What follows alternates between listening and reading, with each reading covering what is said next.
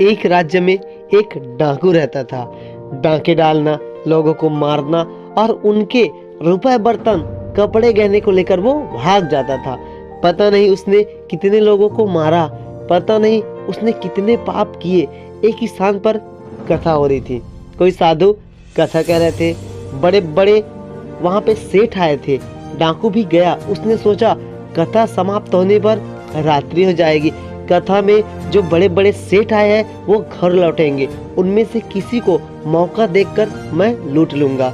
कोई कैसा भी हो, वह जैसे समाज में जाता है उस समाज का प्रभाव उस पर अवश्य पड़ता है। भगवान की कथा और सत्संग में थोड़ी देर से बैठने या वहाँ कुछ देर को किसी दूसरे बहाने में जाने में भी लाभ मिलता है। उस कथा सत्संग का मन पर कुछ न कुछ प्रभाव अवश्य पड़ता है। कथा सुनकर उसको लगा कि साधु तो बड़े अच्छे हैं। उसने कथा सुनकर मृत्यु का डर लगा और मरने पर पाप का दंड मिलेगा, यह सुनकर वह घबरा गया। वह साधु के पास गया। महाराज, मैं डाकू हूँ, डाका डालना तो मुझसे छूटेगा नहीं, क्या मेरे भी उद्धार का कोई उपाय है? उसने साधु से पूछा। साधु ने सोचकर कहा, तुम झूठ बोलना छोड़ दो। डाकू ने स्वीकार कर लिया और वह लौट पड़ा। कथा सुनने के बाद वह घर चला गया।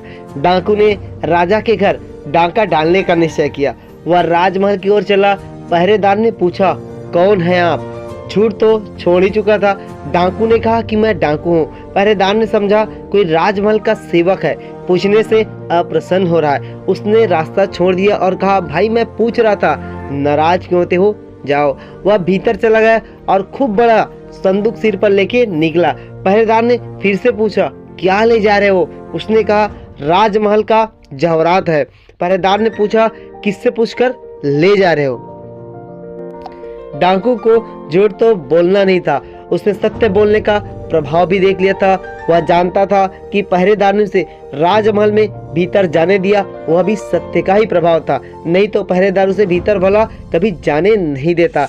डाकू के मन में उस दिन से साधु के लिए बड़ी श्रद्धा हो गई। उसका डर एकदम चला गया। वह सोच रहा था कि यदि इतना धन लेकर मैं निकल गया और पकड़ा न गया तो फिर आगे कभी डाका नहीं डालूंगा। उसे अब अपना डाका डालने का काम अच्छा नहीं लगता था।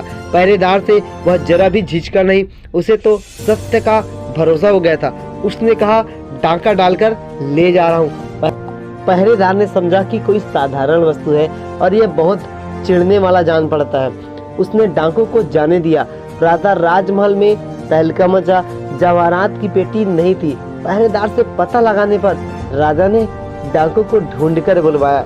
डाकू के सत्य बोलने से राजा बहुत प्रसन्न हुआ। उसने उसे अपने महल का प्रधान रक्षक बना दिया। अब डाकू को रुपये के लिए डकैती करने की आवश्यकता ही नहीं रही। उसने सबसे बड़ा पाप असत्य को छोड़ दिया तो दूसरे पाप अपने आप छूट गए। दोस्तों, इस कहानी से हमें यह शिक्षा मिलती है कि हमें हमेशा सत्य बोलना चाहिए।